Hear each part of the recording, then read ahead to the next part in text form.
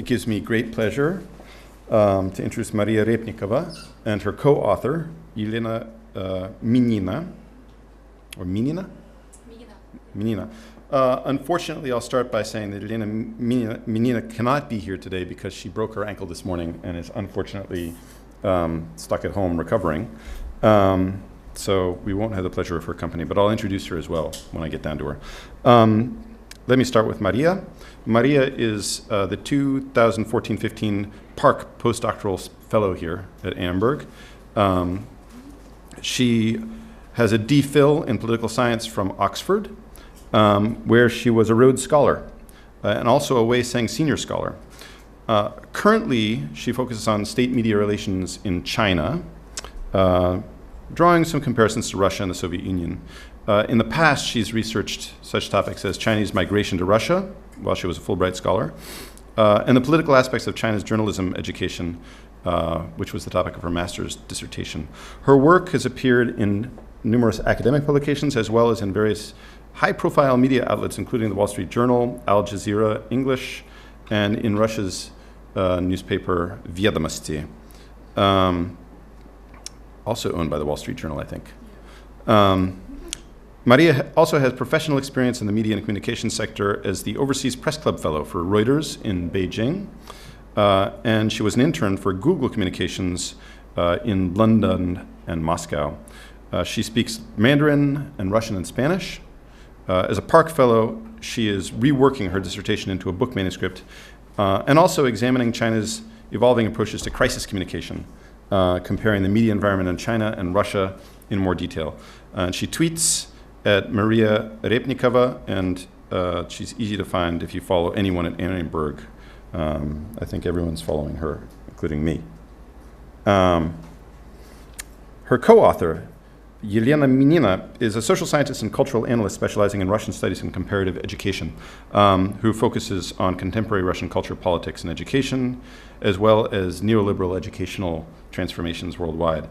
Elena has researched at a number of educational institutions across the world, including the European University of St. Petersburg, close to many of our hearts, Oxford, and UC Berkeley, and she has done fieldwork and research in various environments, including Russia, the US, UK, Finland, Sierra Leone, and Sudan. She has a DPhil from Oxford and is currently a researcher at the Alexantieri Institute in Helsinki, but she'll be taking up a professorship at the Institute of Education at the Higher School of Economics in Moscow at the conclusion of her fellowship. So please join me in welcoming Maria Repnikova and in absentia, Elena Minina.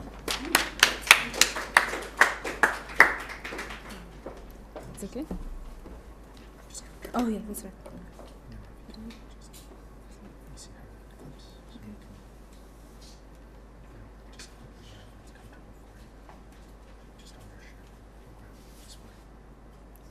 It goes this way.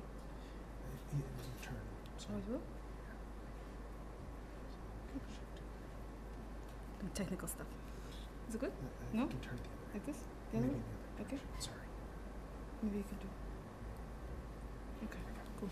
You try? Start? Going? Okay. So, thank you so much for coming. I know it's just right after Thanksgiving, and some of us had crazy travel situations, including myself, so I'm literally just off the plane. So forgive me if I'm a little bit not as coherent as usual, but I'll try to do my best to replace Elena's presence. And also our paper is in the working, so if you have further questions, we'll be happy to share the paper draft and to explain various things, particularly in terms of linguistic analysis in more detail, if you're interested. So to start with, maybe, is this a good way? Can you hear me well? Yeah. So to start with today, we're going to look at mega events and authoritarianism as a kind of larger framework of analysis. And mega events, which are kind of celebratory, large-scale events that attract wide international audience, tend to be a very interesting platform for both official persuasion of domestic public as well as international audiences, but also occasionally they provide a certain space for bottom-up contention or some kind of reflection of the existing political system. particularly in authoritarian settings where bases for legitimacy tend to be more narrow and where public enjoys very few windows for questioning or reflecting about the political system in public, these kind of events can be very interesting space, a limited window of opportunity, so to speak, to question some aspects of the political governance. So in this case, media is both a channel that enables persuasion for the regime, but it also can enable some aspects of contention for bottom-up forces for society in general. So in our paper, we examined specifically how the media played out in the event of Sochi Olympics. And if we're looking at Sochi and Russia, Russia, I would argue, has moved from what we call hybrid regime in comparative politics as something that combines democratic aspects with authoritarian rule to a more or less a form of personalistic authoritarianism, the kind of largely non-democratic system that's led by a single charismatic leader. I mean, there are many different ways to define the system, but I think the scholarship tends to sway away from democratic hybrid type model to just more or less mainstream authoritarian regime when it comes to defining Russia. And Olympics, of course, is the most internationally significant mega event. It's the biggest one that attracts the widest international audiences. And in case of Sochi, it was a really important project, obviously, for Vladimir Putin himself, but for the regime more broadly to get the nomination of Sochi and to get it to the best possible level to attract public audiences. So it was a really interesting case study for us to examine how mega events and the media plays out under a non-democratic regime. So in this table, you see that Sochi was quite fraught with quite a lot of controversies in terms of its expenses. It's a little bit blurry, but one can tell that from 1988 in Seoul, where the Olympics only cost up to 8 billion for the state, here in Russia it was up to $50 billion, and then even outpacing that of Beijing Olympics in 2008. And China has really tried to make itself the most superior, kind of power of holding Olympic Games, overspending, and critiqued as well for that matter. So Russia even outran, China in this case. And this expense was a big controversy in Russian media, but also in international media as the event of the Olympics was coming up. The other controversy, of course, was the location of Sochi. And I'm going to try to play a short video here. Let me see, how is this minimized? Oh, right here, perfect. So, just to give a little bit of glimpse about how it looked. Let me check. Oh, it's not showing up here? At the 22nd Olympic Winter Games in 2014. I'll just try to. So the other aspect of controversy was, of course, the location of Sochi being the most tropical place in Russia, and a lot of people were suspicious about how will this thing play out, and ecologically speaking, it wasn't really the best place for holding Winter Games. There was a lot of critique about that, particularly in a film that came out right up to the beginning of the Olympics called The Putin's Games, and the film actually looked very closely into the ecological aspects of the games and the fact that this place was really misfitting for holding Winter Games and how much extra construction and extra spending had to be done in order to make it happen. So this is just a very brief, funny glimpse as the nomination starts out. How do you make it bigger?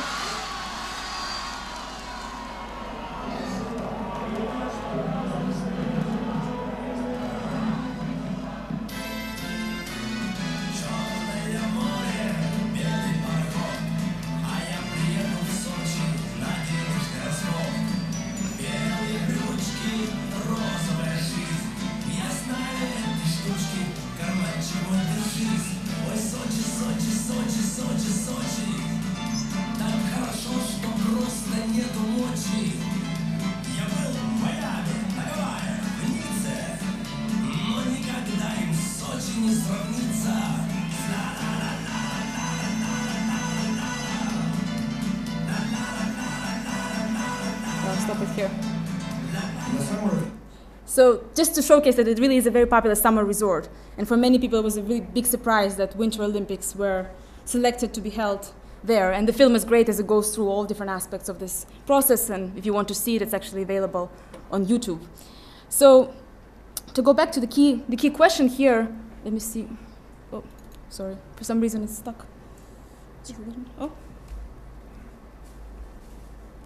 A bit of a technology issue. Oh. Okay. Some very sophisticated system, but not fully together. Okay. This is still. Thanks. Sorry about that. So to go back to the key question we had in our paper, we were looking at the media as a mediator between the state and society in Russia during these Olympic Games. And the first question we were asking is, how did official media present the Olympics to the public? So how did they project this project to the public? What were the key discourses involved in that? And then the second question we were asking is whether there were any competing or alternative discourses to that of state media, serving as a kind of channel for bottom-up resistance or contention. So whether there was any critique of the project throughout the Games. Those were the kind of two key things we were examining.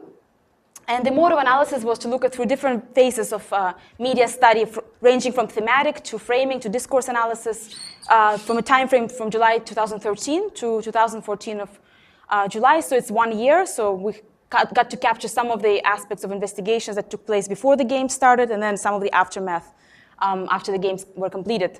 And the media we looked at involved both state-controlled media as well as the more liberal media, which is a bit of a fuzzy definition in Russia because some people call it more independent or critical. You know, there are different terms applied to it. But those outlets that tend to be renowned for more alternative discourse to that of the state, such as Vedomosti, Slon, Novaya Gazeta, it's an investigative newspaper, Kommersant, the New Times, and also we examined the blogs of liberal activists and opposition leaders. So trying to contrast the different facets of media analysis and to see what kind of discourses they presented on Sochi.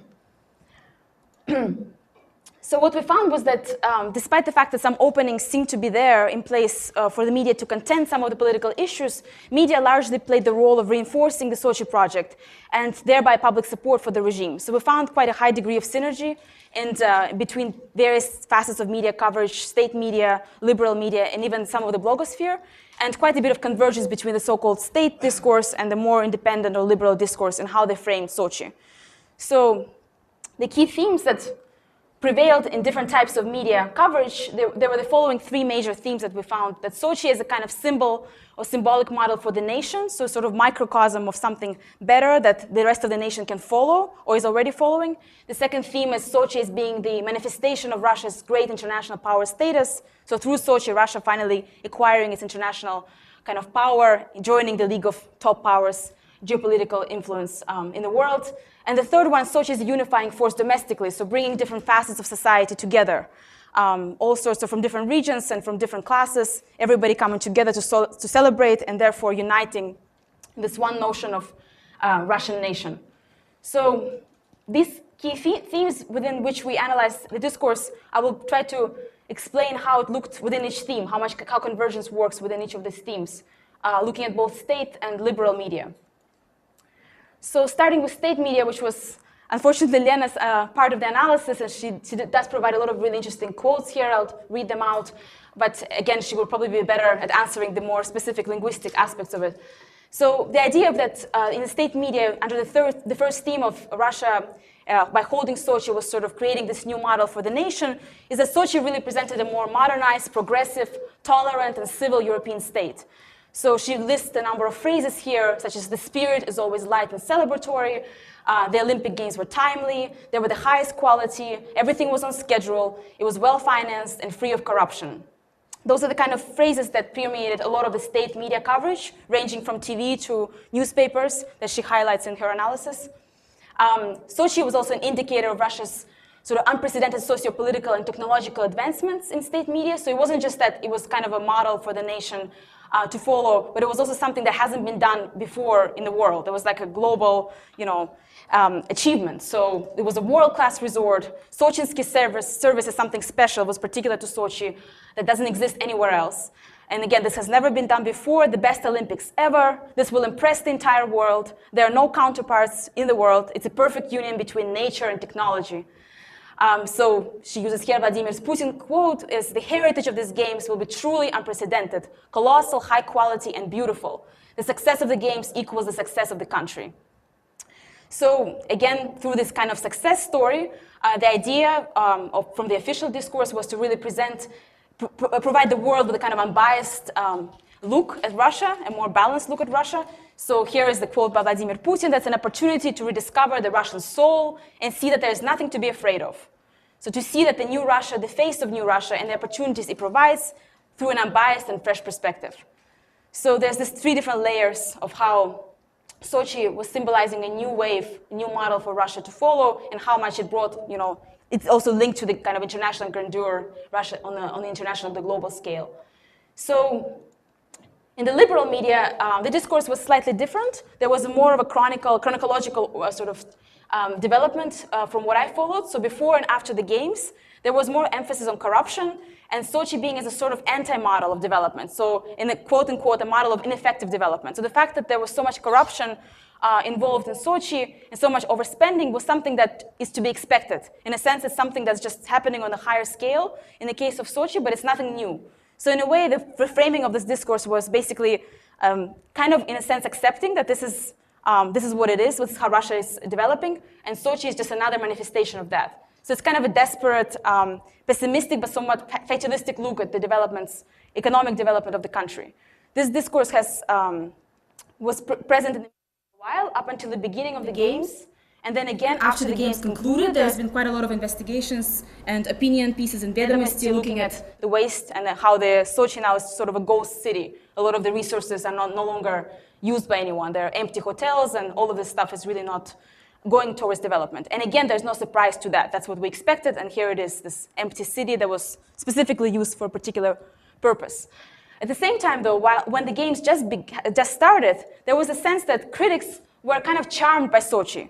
So when they arrived to the scene, they found that things were unusually appealing to them. They didn't expect it to be as good, as clean, as friendly as they imagined. So in this quote, this intellectual journalist from Sloan, he says, "I will not lie to you, before heading to Sochi, I did not expect the preparations to even finish in time.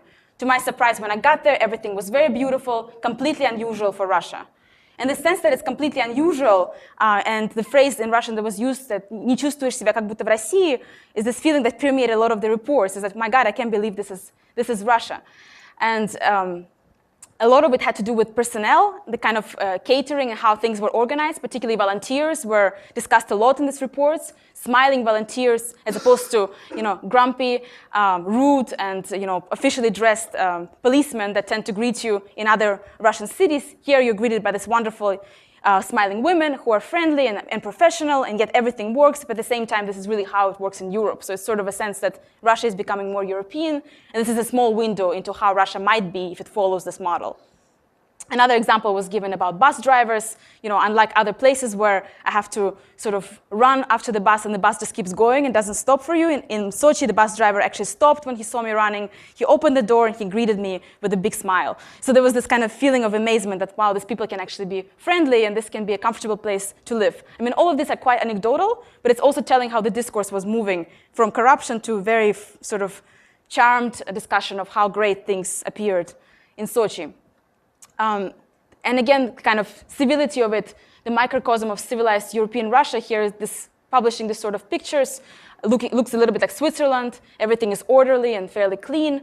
And even some media included critique of foreign journalists, because as you may remember, there was a lot of pictures like this that came up during Sochi Games of broken curtains and toilets, hotels being unprepared, and a lot of kind of discourse making fun of preparation process, that Russia really doesn't know how to hold the Olympics. But Russian journalists from the more liberal outlets thought that the worst thing about Sochi is actually foreign journalists. They tend to overblow the problems, and the fact that such issues that they uncovered can actually exist in other European countries as well. This is nothing new, Even if Russia has some problems, this is akin to the same things you might encounter in Paris or London. So the critique is overblown and basically biased. So these sort of reports came up, I think, right as a reaction to the foreign media criticizing the Sochi project and calling it as, basically portraying it as being unprepared and unprofessional. In the second theme of Russia rising from the knees, this is very, very much a theme of sort of regaining its power after the collapse of the Soviet Union. So the quote that was selected here, that was republished in a lot of state media about Sochi, quote from Vladimir Putin: "After the collapse of the USSR, the general mood in the society has been dispirited and pessimistic. We need a shakeup. We need to realize and believe that we're capable of carrying out serious, large-scale projects." So this idea that we're kind of reviving this lost era, and we're finally catching up with the world and regaining what we lost after the collapse of the USSR. So there's this moral aspect of it, of also dealing with historical injustices, perceived humiliation. something that actually is quite similar to China's discourse on Olympics, the idea of being humiliated for centuries in the case of China, and finally, through holding this celebratory event, showing the world that they are, on the same in the same scale in terms of development, and they can compete and they can actually influence the rest of the world. There was a lot of euphoria permeating the state discourse about witnessing this history of regaining the status lost after the collapse of the USSR, and the idea that it's kind of inevitable. This is the time, and now we're living it. So we're just in the moment, witnessing it on television. We're all partaking in this process. This was the kind of very euphoric discourse that appeared in state media, and it was one of the most prominent themes, I think, out of the three in official media. In the liberal media, again, there was a bit of a chronological sort of order to how things developed. Before Sochi Olympics have begun, there was questioning about whether or not Russia will really be able to impress the world and sort of allure and seduce the world into believing that it's becoming a great international power. Liberal media did report on protests and boycotts of Sochi due to gay rights harassment, human rights failures, and various other aspects of basically domestic governance issues that became highlighted in international media. So a lot of liberal journalists wrote it's not surprising that international leaders are not attending Sochi. Of course, they're paying attention to these issues because that's at the heart of their governance, and they will emphasize human rights and they will boycott Sochi, and this is how things should be expected. Basically, Putin will not succeed in gaining this international status for Russia through Sochi. So there was kind of satirical, skeptical discussion and publishing a lot of photographs from international protests and boycotts of the games. But again, once the games have begun, this kind of discussions have pretty much stopped, and especially towards the end of the Olympics, there was a lot of pride in how well the athletes have done during the games, and the quotes like this, that even those who held high hopes for Russia's performance couldn't have imagined the success it has achieved. This time, Russia has really reconciled the shame from the Vancouver Games, improved itself as an international sports power. The emphasis in the liberal media wasn't so much in the geopolitical power, but more on the sports aspect of it. But at the same time, there was still this element of pride and kind of really living through the achievements of the athletes and the sense that Russia is moving forward, at least in one dimension of sports. So even if in human rights and everything else it's failing, there is still something to be proud of as a result of the games. So that's kind of where the discussions in liberal media turned under this theme of Russia's international, gaining international status as a result of the games. And the third theme is about unity, unifying nationalistic force, the kind of us versus them discourse that appeared quite prominently during Sochi. So in this quote here, again by Vladimir Putin, that was reprinted widely in state media, is this idea that Sochi is a common project, it's a shared project for the nation. So holding Winter Olympic Games in Sochi fully corresponds to the interest of the Russian nation, which after the painful collapse of the USSR needs to regain confidence in its own strength. This has nothing to do with my personal ambition. This is the direct concentrated interest of the state and its people. So in the sense that everybody wanted it to happen, and finally we're in this process together, everybody's united for the shared goal. It has nothing to do with his, as he says, personal ambition here. But then it gets kind of more, I guess, negative to some degree, because those who are not supportive of Sochi are really fully excluded. So it's us versus them kind of dichotomy that became prominent in this media. Again, Vladimir Putin, any criticism is about competitive struggle in international politics, whereby the critics use the games to achieve their own goals of advancing anti-Russian propaganda. So when a strong competitor emerges on the international arena, it is bound to cause anxiety and fear, but this just means that those people do not understand the profound qualitative changes that have taken place in the Russian society. So this is more referring to international critics, but at the same time, anybody who was criticizing Sochi domestically was similarly treated with much, I wouldn't say anger, but disrespect. Their opinions wouldn't be published in mainstream media, and there was the sense that you're kind of a traitor. You should really be joining the project. This is something that's unifying all of us, and presenting something other than support is treachery. So in the liberal media, there was, again, a little bit of difference here. At the beginning, there was a critique about Sochi being unfair. So in a way, it is a divisive project, particularly because it was catered more to elites. So reports on torch ceremony and how the torch was passed and only officials were invited to participate. Common people were not given tickets or were not invited to partake in the celebration. Sochi took place at the expense of local residents. So this is a photograph of the scene of evictions. As I'm sure some of you have read in international media, a lot of houses were basically demolished in order to make this project happen, and those voices were not heard at all in state media. So a lot of people losing their homes and not being compensated fairly, the idea that this is a holiday for some but not for others. And then lastly, opposition was actually banned from attending Sochi. So some of the opposition members wanting to come to the games were not allowed, even though they bought the tickets. So again, this idea that if you're not with us, you're against us. So they were not with the so-called national project in general. They're against the regime, so they're not invited to partake in the praznik either. So there's kind of sense of division and exclusivity that liberal media has highlighted. But then once the games have started, again, there's the sense of euphoria and the feeling that even those who are not part of it or who were excluded from it, they want to take part in it. And they're kind of happy to be there, partaking in the celebration. So this is a Vedomosti journalist saying that in Sochi, for the first time in 45 years, I saw thousands of open-minded, polite, sober, and happy fellow citizens. For that alone, it was worth holding the games. And a lot of this kind of similar quotes appeared in various liberal publications about the feeling of being with the people and finally connecting to other Russian citizens. Because opposition, and I think liberal journalists in Russia tend to be quite isolated from the regime. So it's interesting to show how once they join this celebration, they actually feel like they're fused into the system in some way, at least by joining the public more broadly, not just the intellectuals. And if we look at kind of people who were excluded from the games, a lot of them actually wanted to be part of it, even though they didn't manage to come. So for example, opposition, the fact that they were not able to attend the games, it still means that they were trying to attend them. So there was no critical component to it. They simply had tickets and they wanted to partake in the celebration. They didn't come there to protest. So there's the sense that even those who are not invited, they actually want to be there. It's such an exclusive thing and we still want to be part of it. Evicted families as well accepting Sochi invitations. So there were various stories about kids and the families where the journalist asked the mother, how come you're still letting your kid go to the games even though you've suffered so much from them? And the mother says, this is not the kid's fault. He wants to join the celebration. He hasn't been this happy in years. So there's kind of this feeling that no matter what, it's still worth it to go. And there's no point to hold resentment. You still can let loose and enjoy the celebration.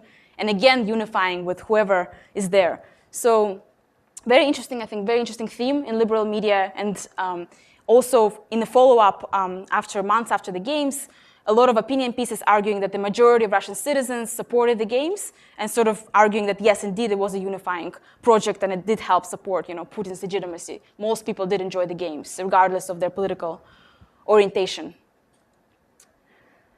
There were, however, some exceptions, and the only exception we found by looking a lot at the blogosphere and various social media was the Navalny exception, who was the only character who framed the project differently. He framed really as Sochi as an indisputable crime, and Sochi as Putin versus the nation, so kind of the dichotomy of Putin versus the rest of the people, and Sochi is an unnecessary human sacrifice. So maybe some of you have seen he's published his project on investigating corruption. It includes a long report on Sochi with a lot of details about where the money has gone, and it's a fairly balanced, non-emotional kind of a report which explains to whoever is willing to read it how the money was unjustly spent. But some of the quotes he used there are quite telling. Here is this kind of Putin versus the nation dichotomy where Sochi Olympics have indeed turned into the largest construction site of the century, with the entire country partaking in it. Government spending on Sochi was prioritized over everything else. Investments in science, education, and healthcare were pushed back in favor of Putin's personal project, holding the games in his favorite city, Sochi. So here it's a completely different rhetoric from that of both liberal media and state media, where it's not something that's uniting everyone, but on the opposite, it's actually divisive, and it's not benefiting the people at all. It includes a lot of sacrifice that's really shouldn't have been involved in a project that should be celebratory, shouldn't be wasteful. So then he also says that the project is not against the games, it's for the games, but against theft. We could hold fabulous, the most expensive games in history, but still invest in the development of the country. Instead, we invested in the Swiss bank accounts of Putin's gang. We shouldn't just sit back quietly and watch as they enrich themselves under the patriotic slogans, while the rest of the nation is in deep poverty. So this kind of quotes are very, very different from the framing of all the other media outlets, but at the same time, they never made it into any media, mainstream media, not official, not liberal. I mean, some of his campaigns and investigations were mentioned, but this kind of citations and specific numbers, and in general, the report was not really referred to very widely. So it became kind of an isolated channel of in-depth critique and didn't trickle down not to the media and not to the wider public conscience.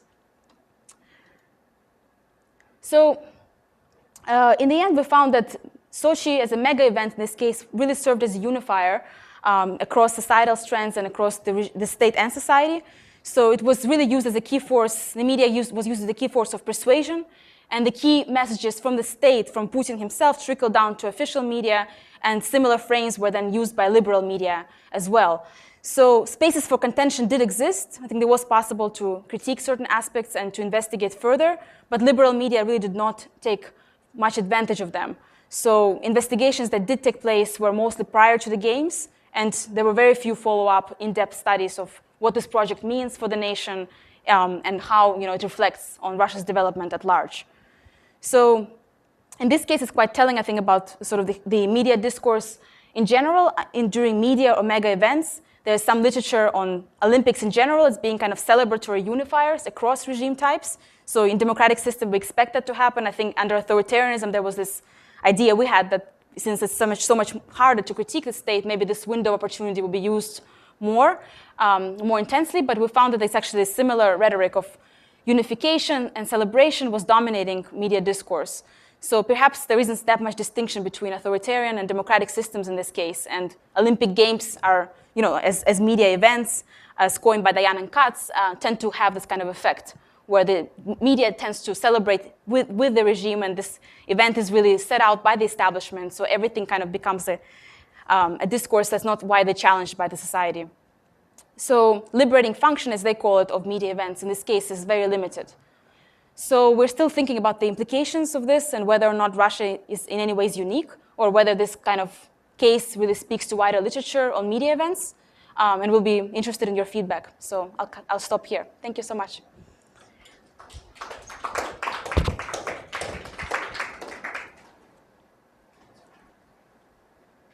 So I'm sure that everyone has questions, right?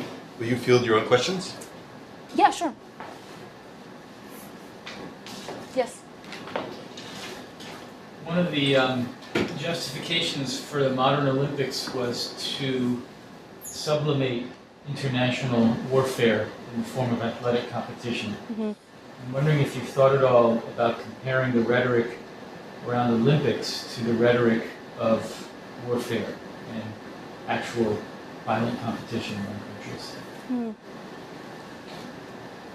Yeah, it's a great question. When we presented at the ACES conference last week, somebody asked about actually Crimea and the takeover and whether or not propaganda discourse was very different from that used during Sochi. So we haven't engaged in the in-depth comparison there yet, but I think the kind of unifying notion of this sort of events, whether they're military events in the case of Crimea, or whether they're cultural and kind of supposedly celebratory events in the case of Olympics, the frames are quite similar, actually. And Lena has done some of this analysis and written about Crimea. So she found there are a lot of similarities in these two cases. So I don't know how much more detail I can provide, but I think it's a good point to investigate further. Thank you. So, go back to the first slide. The question, you don't have to go back to the first slide. Sure. The idea of speaking to a public, this is really a paper about the domestic public, not the international public. Domestic public, yeah. So if you turned it to the international public, how different a paper would be? It would be a totally different paper, a very different paper.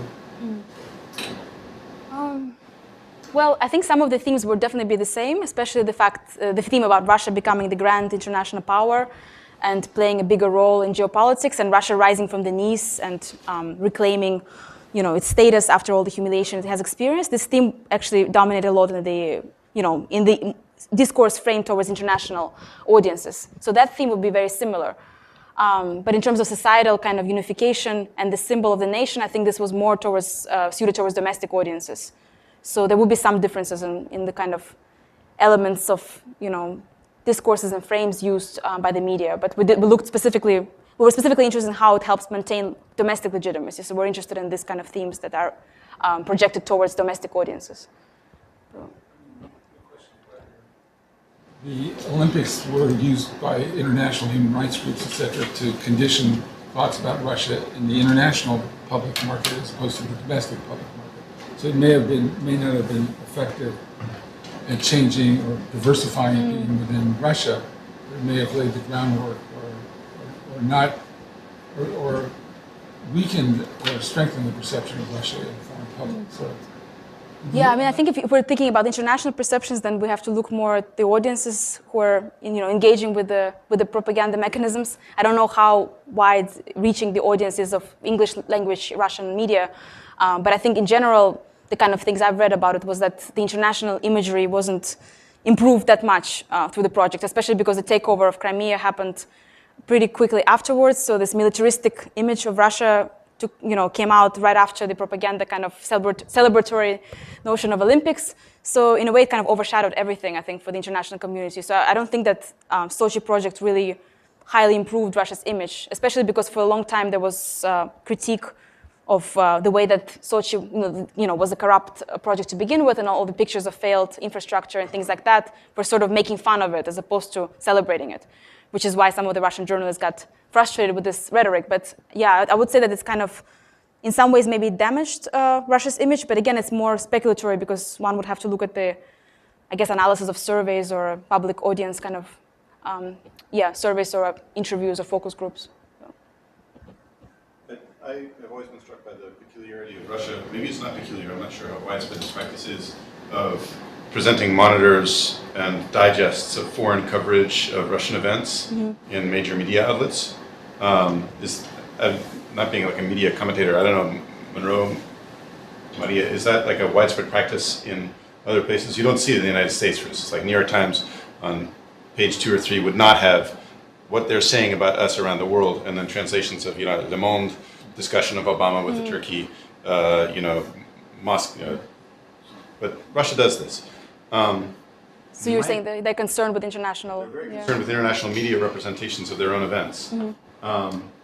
It was my impression during the Olympics that this sort of feedback loop was especially active.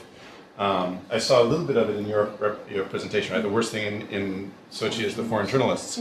How widespread was the sort of secondary story, the meta story about foreign journalists not getting it and lying about Sochi and not representing the true grandeur of our achievement there?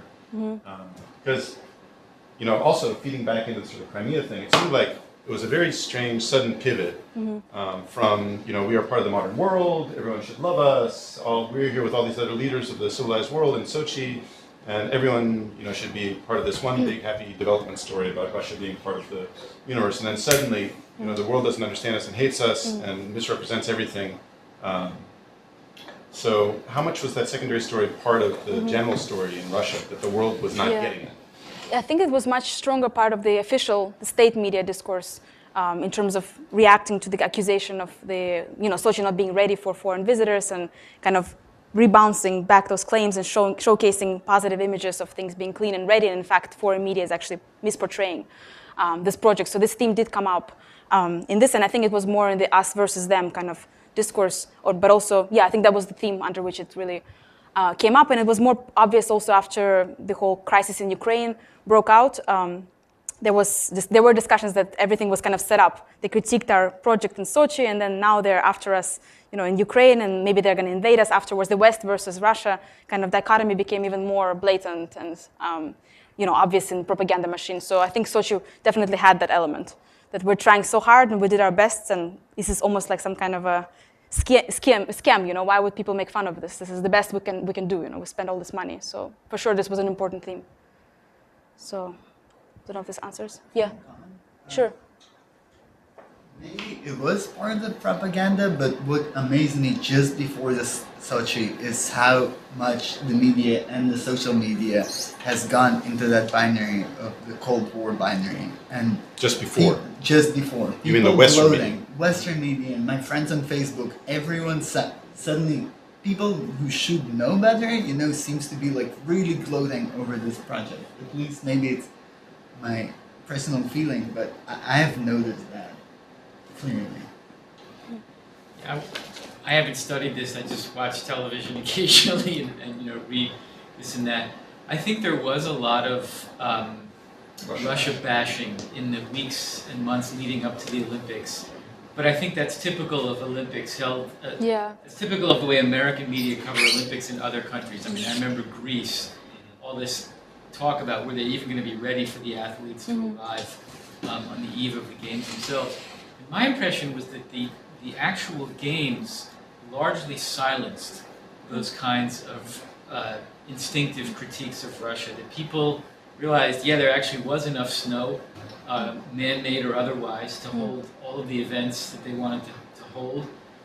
Things were really orderly, things were very civilized. A lot of people commented on the final ceremony where that incredible parade of Russian writers. You know, what other country would celebrate its literary figures so In the games, prominently in a sports event? And let's not forget that Russia won the Olympic Games decisively, which after all is kind of the point of the games. So my impression was that the experience of the games themselves really reversed a lot of that critical discourse about Russian backwardness and lack of preparation. And it was, I think, a really unparalleled propaganda success based on performance. Yeah, for a couple of weeks. I mean, the Ukrainian thing was unfolding during the Olympics. And I mean, I was really struck with what Kevin mentioned about how sudden the reversal was. The speech that Putin gave in the Hall of St. George, all of the grievances that came out about the West having betrayed Russia and lied to Russia, deceived Russia. This is the moment when Crimea was annexed. That was so different from what was coming out during Sochi. And I guess the last thing I'll just say is that the Crimean operation was so professionally done that I have to believe it was very well prepared. It was not improvised. The steps must have been underway while the Sochi Games were going on. And it's mind-boggling to think that such dramatic vectors were operating at the very same time. Right. Yeah, that so much work has been put out in two different projects, in a sense. But back to the media coverage, Yes. the continuities between Crimea and the Olympics, the story of development and success was also part of the Russian and international media story about Crimea. Look how incredible their army has managed to put itself back together again. All of these highly professional, well-equipped guys who do their job and roll in and take over the Crimea like that. It seemed like it was a continuation in some sense of the story about look how well they put Sochi all together and look how well they put their army together. There were peculiar sort of echoes between the two. I saw a lot of internet memes actually around the time in the Russian webosphere on Putin's Facebook feed showing Putin's achievements, right? And this was like immediately after Crimea. I can't remember what the earlier achievements were, but it's like sort of like 5 different achievements going up in sort of a pyramid. The Olympics was the next to last one, and Crimea annexation was the last one. This all part of a single story of Russian comeback very quickly. Which is powerful for domestic consumption in particular. Yeah. Yeah, Russia did win the games, but it lost one of the major prizes, the hockey one, which was traditionally considered as the major battlefield between the West and Russia. I'm just curious because I didn't follow it. How did they portray, describe, interpret the loss of the Russian team in the hockey cup? Yeah, I didn't follow that specific theme as closely to American. Yeah, there was quite a bit of nationalistic discussions of that when trying to justify the loss in some ways. But there were also kind of more, critical articles saying, well, they couldn't have done better and sort of not critiquing the athletes, but I think there was definitely hope that this game would be won. So there was kind of a mix of messages there. So they didn't politicize it and don't blame for some foul play or something like. No, it wasn't that politicized, but there was kind of tension between, the more defensive messages as opposed to sort of, I guess, defensive vis-a-vis the players, or kind of saying, well, it's not their fault, and in the end, it's not that bad, and kind of trying to just get rid of this discussion altogether, slowly move on to other victories or positive aspects of the games. So there was a bit of that, but a similar tension in both liberal and official media. It's also interesting to point out that many of the articles about Sochi appeared only in sports sections of investigative newspapers like Novaya Gazeta. That had very few in-depth stories, and really the sports element of it was the key discussion. There was a lot of passionate kind of personal, almost like blogosphere-like statements in those newspapers, which had nothing to do with politics. It was very much like, I'm following the games and I'm so happy to be there, and fervent sentiment of being in the field and being with the Russian athletes, and very few in-depth stories. Almost everything I've looked at had the kind of sports section over it, so that was interesting to me to find that.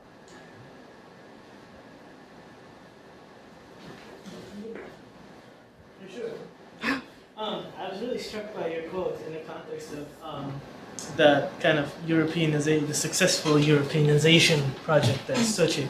The quote from Putin that he says that this is an opportunity to rediscover the Russian soul and see that there's nothing to be afraid of. I was struck by that sort of juxtaposition of like the Russian soul being discovered in this kind of this family of European nations, because as on one hand, it's arguing for that kind of like more traditional, older idea of like this place of like nationalism in the context of this European sort of Enlightenment project and the Olympics that are kind of a part of a European modernity of this family of nations getting together and playing games instead of fighting a war, and then they did. So, but I was struck by that and the kind of the incongruence between that and the depiction of Europe as also this kind of morass of like a place where there are no more nationalities, where everything is kind of this kind of upadachne, sort of like this decadence of like there are no more sort of passionate like nation people or these kinds of. So I mean, I was actually, when I was visiting Russia just a few months ago, I was told by a family friend of mine who said that Switzerland is the last real European nation left. Because Switzerland is essentially the most exclusionary and the most they banned like minarets after one of them showed up. So I guess I'm just curious in terms of how what kind of Europe is really being played out here in this kind of official and liberal discourse, and where is the Russian soul vis-a-vis that? Good question. Well, this is interesting because there was a lot of tension between sort of traditional values and more modernity and modern values in depicting the Sochi project. So a lot of the references and symbolic references, like you mentioned, they have this traditional sense to it. And then at the same time, Sochi is trying to appear as this modern, European microcosm of modern Europe, basically. But it's not explained, clearly what kind of Europe are they really trying to be. And I think in liberal media, it was more like the orderly Europe, things just being basically fairly professional, clean, and I guess timely, something you would expect in any civil city, things like that. But in state media, I guess it was even more like the discourse of we're above Europe. It's not just that we want to be like Europe, but we're doing something so extraordinary that it hasn't even taken place in Europe yet. Like this project is so grand that it's beyond Europe basically. So we're kind of like reaching that level and then we're going forward with it. So it was a much grander picture. Whereas in liberal media, it was more of a sense, well, we actually have something that depicts a comfortable place to live. And it doesn't feel like the rest of the country. It would be nice if the rest of the country would be like this. So more realistic, maybe, a little bit also romanticized and about how Russia could look like. But I think there was more self-reflection in the liberal media as opposed to state discourse, where it was like going from one level to, outpacing Europe and the West and creating a model for the rest of the world almost. So that was something we noted.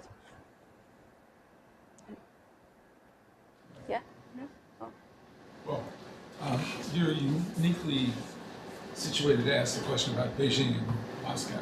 So, or Sochi, Beijing and Sochi. How did your experience with Beijing influence the way you analyze Sochi? And how it seemed some human beings might consider them to be similar, but they seem so very, very different in telling. So, how did you characterize or play with these ideas of the two levels?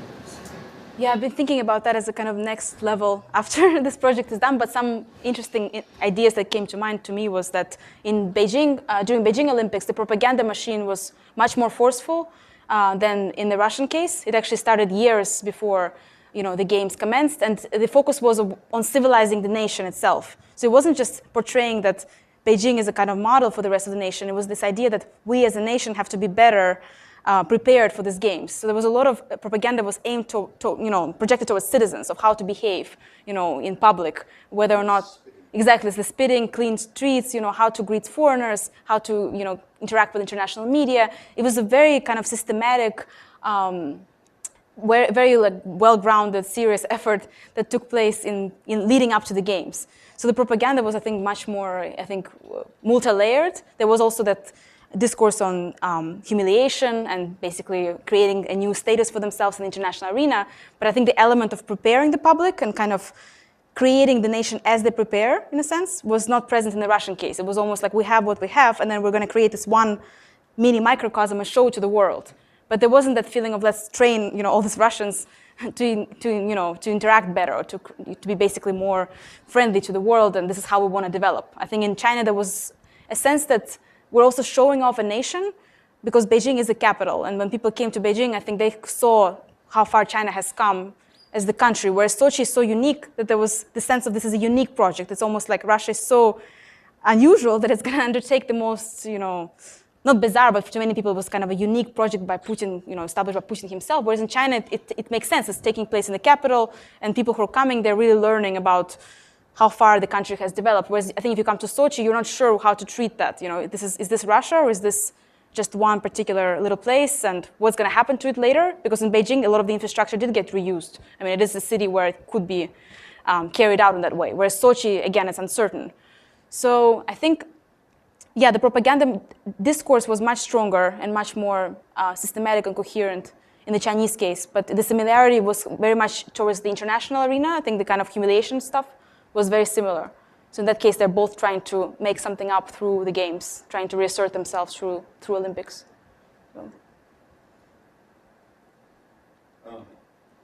So two things. One was just in thinking through the analysis of why the liberal media was not more critical. I was trying to puzzle through that while you were presenting your talk, and I was thinking that it's, in a sense, the audience or the message that was geared for the global audience and that was geared for the domestic audience was consonant, in the sense that the Sochi project, modernization, development, comfortable city, nice hotels, delivery sushi. That's basically the same message for the global audience, that Russia can do this, and for the domestic liberal media. All of these sort of liberal elites in Moscow, they are as much for a sort of modernization project of Russia as anyone else, and are quite happy with the idea that Russia can turn itself into some sort of, just like everywhere else, place that has all these nice services and comfortable transport and good buses and so on. But then it still is somewhat of a mystery why they didn't respond to the corruption part, because it's like if there are two things that the liberal protest movement latches onto, it's falsifications of voting, and it's corruption, жулики, воры, thieves and crooks. It's surprising that they did not more pick up on the Navalny sort of line of critique and put that into Novaya Gazeta at least. I find that surprising.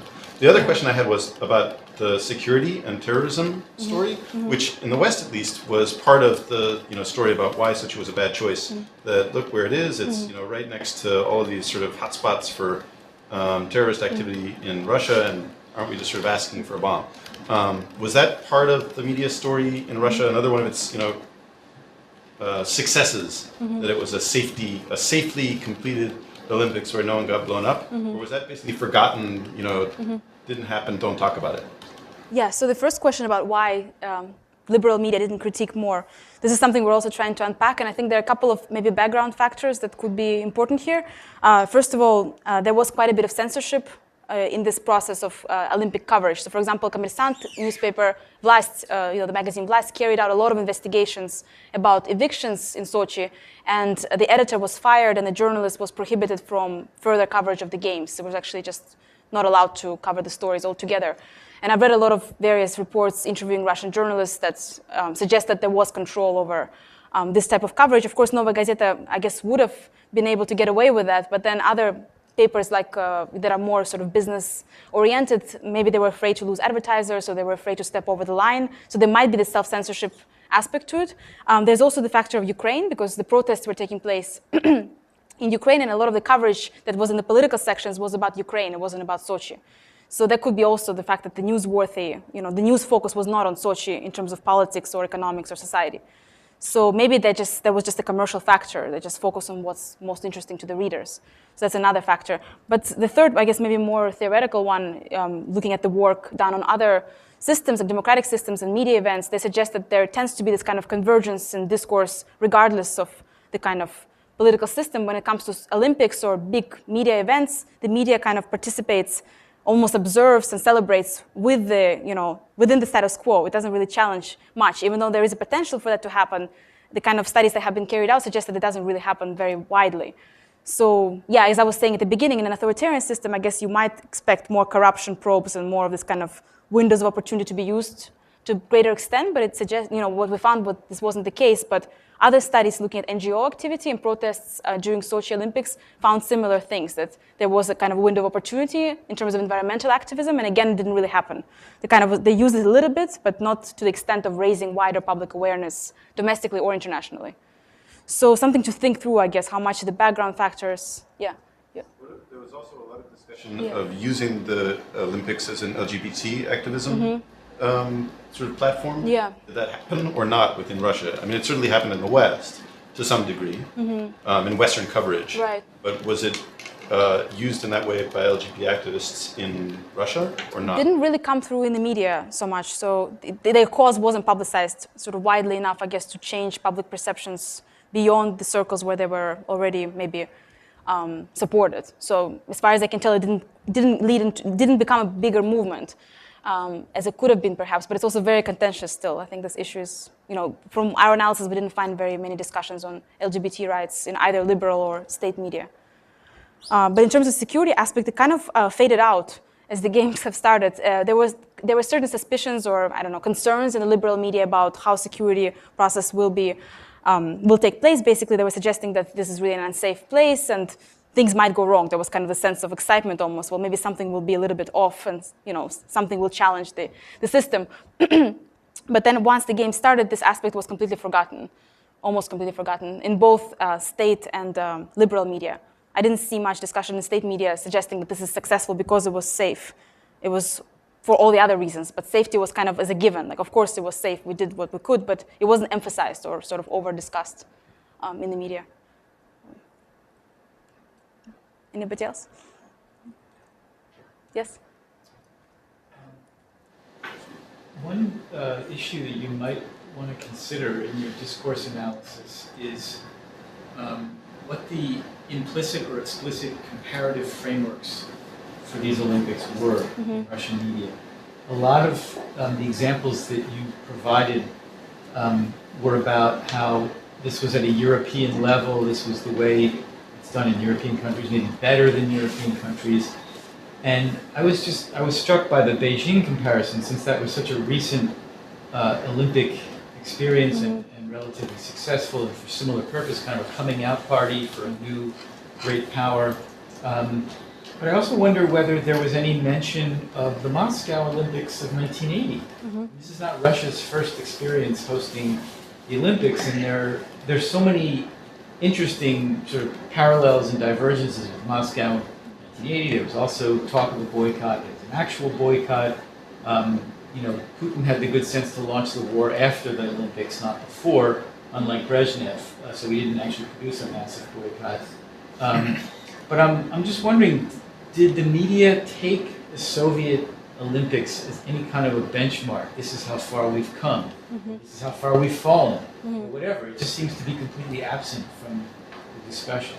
Yeah, we have it in a paper, actually. I didn't mention it here so much because we're still developing this symbolic analysis, and this is one of the symbols, the comparisons between 1980 and Sochi Olympics. In the liberal media, it was kind of a critique, not a critique, but sort of hope that things started to go downhill afterwards, and this is kind of the waning of a certain period. So some of them were saying, well, not that long afterwards, the regime has collapsed, and perhaps this is the end of Putin too. They kind of concluded that, it's time to wave goodbye to Mr. Putin as his final grand projects. Let's kind of let it be, accept it, and then perhaps this is sort of the beginning of an end.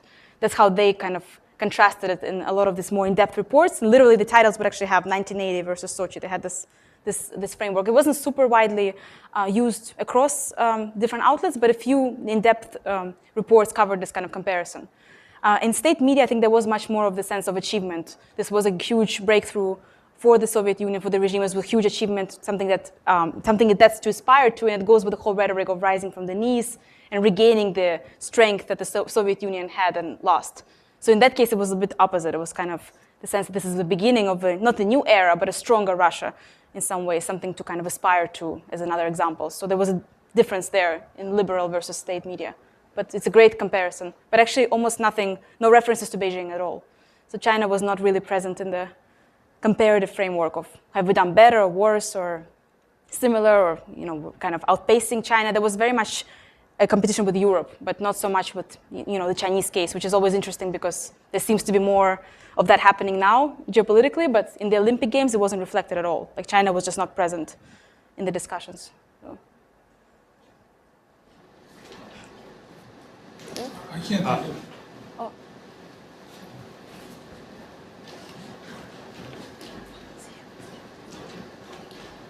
I'm curious. The criticism of Sochi is kind of a way to for Putin to enrich his cronies and whatnot.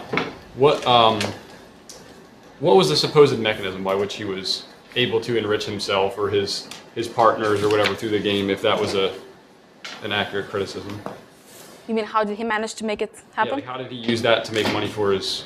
Was it building contracts, or was that the main? Yeah, there were a lot of companies involved that were almost forcefully invited to participate in building Sochi, so they didn't really have a choice in a sense.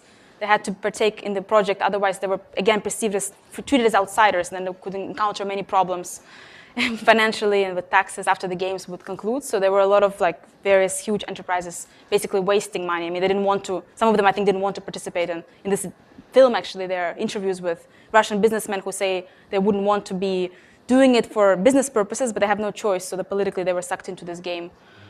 So not everybody, of course, admits that, but I think that's the larger kind of picture of collusion between business and political interests. So, yeah. Did Monroe, you had something else? Okay.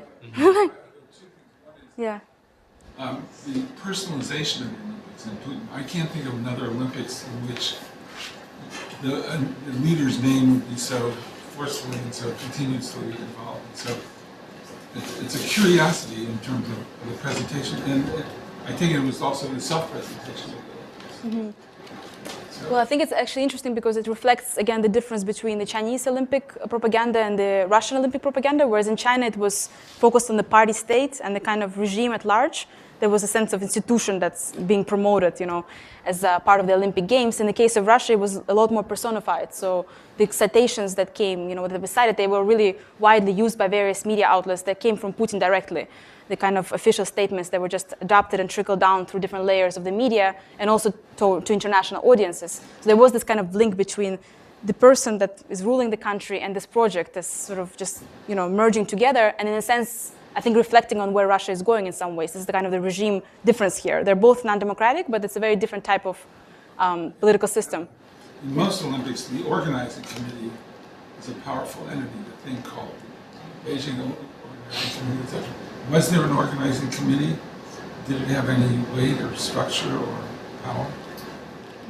Well, from the kind of background, readings and these investigative films that I've seen, they didn't really note the importance of the the organizing committee as such. It was very much personal interest and specific unions between various individuals in power who were, making this project happen. Some were arguing that Putin was, overseeing it himself in some ways, but then his friends and colleagues and whoever was involved were kind of guiding this process as opposed to having this committee. Again, quite a big difference with China, where things tend to be a little more organized and they like to have those committees and meetings, even if they are sort of superfluous or, sometimes they don't mean anything, but they still will show that on TV, that we have this committee and things are somehow legitimate in that way. There is a public kind of channel that influences, the selection process or how the project is running. They're kind of responding to public preferences in some ways. This committee is supposed to represent the public. Whereas I think in Russia it was sort of done more behind the doors, a lot of these discussions that took place about the games. So there was another story that was part of the Western sort of critical story about the construction projects. That was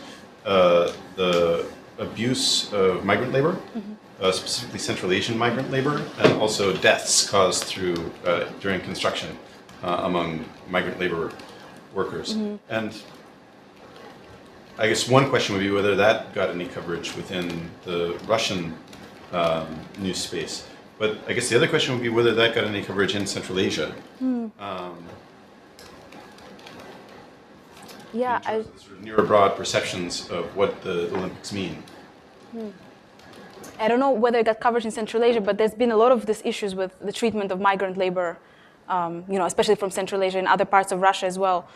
I don't know how much they get covered in Central Asian media, but at the same time, maybe there are some depictions about Russia changing also because China is now partaking in the region much more actively. You know, there's much more investment from China in providing more opportunities for a local labor force to engage in their projects. So maybe there's some kind of competition there. I don't know how that's covered in the media. That would be interesting to see how it plays out. But in terms of the Russian media, we didn't see very much of that, of this issue covered. It didn't really feature into the critical or the state, especially the official media coverage.